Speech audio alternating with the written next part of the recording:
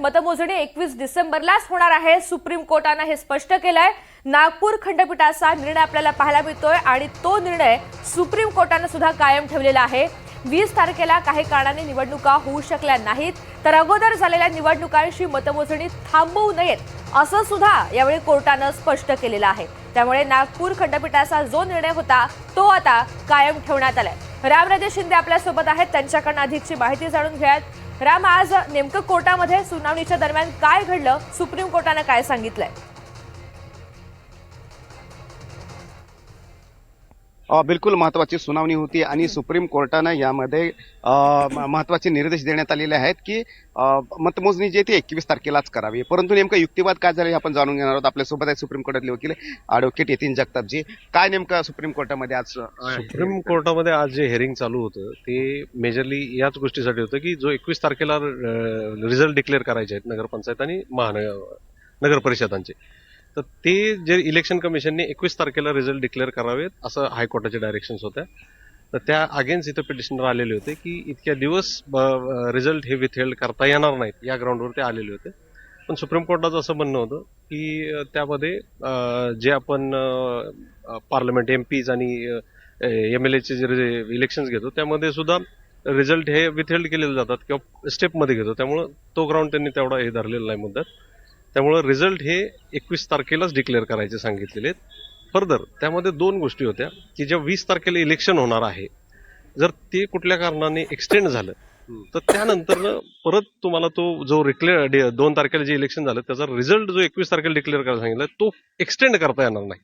म्हणजे clear direction. निवडणुकीचा परिणाम जो आहे तो अगोदर जे झालेल्या त्या निकालावर करता येणार नाही असं म्हणायचं का? ऍब्सोल्युटली. म्हणजे थोडक्यात काय आहे की 20 तारखेचं जे इलेक्शन आहे ते कुठल्याही कारणाने एक्सटेंड झालं किंवा सपोज हायकोर्टात रिट पिटिशन आहे पेंडिंग, त्यामुळे कुठं काही समजा स्टे झालं किंवा एक्सटेंड झालं फर्दर, तर हा रिझल्ट फर्दर एक्सटेंड नाही करता येणार. तो 21 ला डिक्लेअर करावाच लागेल. बरं, अभिषेक मनु सिंघवींचं काय म्हणणं होतं याच्यामध्ये? त्यांचंही तेच म्हणणं होतं की अल्टिमेटली रिट पिटिशन पेंडिंग आहे हायकोर्टमध्ये, तर त्यामध्ये फर्दर वेगळं डायरेक्शन नको, कारण पहिल्या ज्या डायरेक्शन दिलेल्या आहेत त्यानुसारच पिटिशन इलेक्शन्स वगैरे व्हावेत ह्या संदर्भात. निवडणूक आयोगाने याच्यामध्ये काय सांगितलेलं आहे? निवडणूक आयोग आज हजर नव्हतं माझ्या माहितीनुसार, किंवा ते पार्टी नव्हतं, कारण बिफोर नोटीस आहे हे मॅटर, बरं. प्री नोटीस मॅटर आहे, त्यामुळे इलेक्शन कमिशन हजर नव्हतं. म्हणजे की हे स्पष्ट झालंय की आता 21 तारखेलाच निकाल होणार. हा 21 तारखेलाच निकाल होणार हे 100%. या निकालावर कोणत्याही निवडणुकीचा परिणाम होणार नाही, नक्कीच नाही. अच्छा, पण पुढच्या जिल्हा परिषद महापालिकेच्या संदर्भामध्ये तर काही नाही, त्या संदर्भातलं काहीच नव्हतं.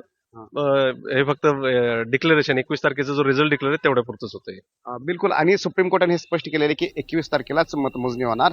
20 तारखेलाच जे निवडणूक असेल त्याचा परिणाम मात्र या 21 तारखेच्या मतमोजणीवर होऊ देऊ नये. निश्चित. रामराजे, ह्यातला आणखी एक महत्वाचा अधोरेखित होणारा मुद्दा आहे. 20 तारखेला कोणत्याही कारणाने जर निवडणूक होऊ शकली नाही तर मात्र आधी ज्या निवडणुका घेण्यात आलेल्या आहेत त्याची मतमोजणी थांबवू नये. त्यामुळे 21 तारखेलाच हा निकाल देण्यात यावा असंही कोर्टानं स्पष्ट केलेलं आहे. त्या संदर्भात अधिकची काही स्पष्टता देऊ शकाल?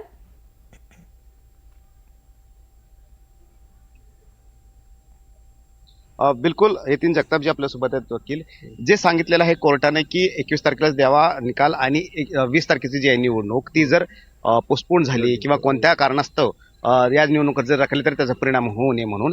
परंतु काय वाटतं की कोर्टानं हा स्पष्टपणे आदेश का दिला, किंवा जी याचिकाकर्त्याची जी मागणी होती की स्थगिती द्यावी किंवा आदेश जो आहे तो रद्दबातल करावा किंवा तात्काळ निकाल जाहीर करावे, का तात्काळ निकाल जाहीर करावे? सुप्रीम कोर्टाने मी जसं पहिल्यांदा सांगितलं ना, तर तो कन्सेप्ट क्लिअर होता की आपण ज्या लोकसभेचे इलेक्शन्स घेतो त्या स्टेपमध्ये घेतो त्यावेळेस त्याचे रिझल्ट तर विथहेल्ड केले जातात. सगळे रिझल्ट एकदाच दिले जातात. बरोबर. जसंच आपण स्टेट इलेक्शन्स होतात त्याही मध्ये तसंच आहे, फेज वाईज घेतले जातात इलेक्शन आणि त्यावेळेसही रिझल्ट म्हणजे विथहेल्ड केलेले असतात ना, तर ते रिझल्ट एकदा डिक्लेअर केले जातात. त्यामुळे कोर्टाचा तो कन्सेप्ट क्लिअर होता की रिझल्ट डिक्लेअर विथहेल्ड म्हणजे थोडक्यात स्टे हे केला, विथहेल्ड केला म्हणून काही हे व्हायचं काही कारण नाही, ऑफेंड व्हायचं एवढं म्हणजे किंवा ऑब्जेक्शनेबल असं काही नाहीये. अच्छा, आता 2 तारखेच्या या मतदानाच्या संदर्भात निवडणुकीच्या संदर्भामधलं हे प्रकरण आहे.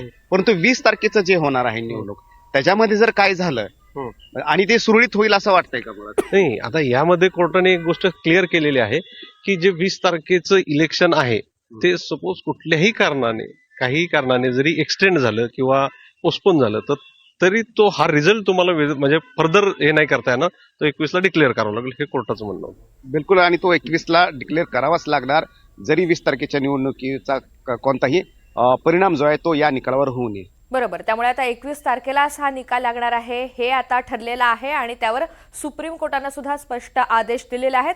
रामराजे, धन्यवाद सविस्तर माहितीसाठी. एक महत्वाची बातमी समोर येते. मतमोजणी 21 डिसेंबरलाच होणार आहे. सुप्रीम कोर्टानं यावर स्पष्टता दिली आहे. नागपूर खंडपीठाचा निर्णय सुप्रीम कोर्टानं सुद्धा कायम ठेवलेला आहे. या सगळ्या संदर्भात याचिका दाखल करण्यात आलेली होती. जो निकाल नागपूर खंडपीठानं दिलेला होता त्या निर्णयाला आव्हान देणारी याचिका दाखल करण्यात आलेली होती. मात्र या सगळ्या संदर्भात सुप्रीम कोर्टानं महत्त्वाचे निर्देश दिलेले आहेत. मतमोजणी ही 21 डिसेंबरलाच होणार आहे हे आता सुप्रीम कोर्टानं स्पष्ट केलेलं आहे. त्यामुळे नागपूर खंडपीठानं जो निर्णय दिलेला होता तो सुप्रीम कोर्टानं सुद्धा कायम ठेवलाय. 20 तारखेला काही कारणाने निवडणुका होऊ शकलेल्या नाहीत, तर अगोदर झालेल्या निवडणुकांची मतमोजणी थांबू नये असं सुद्धा यावेळी सुप्रीम कोर्टानं स्पष्ट केलंय. अधिकची माहिती जाणून घ्या तर रामराजे शिंदे आपल्यासोबत आहेत. रामराजे, कोर्टाने नेमका काय निकाल दिलेला आहे आणि आज सुनावणीच्या वेळी काय झालंय?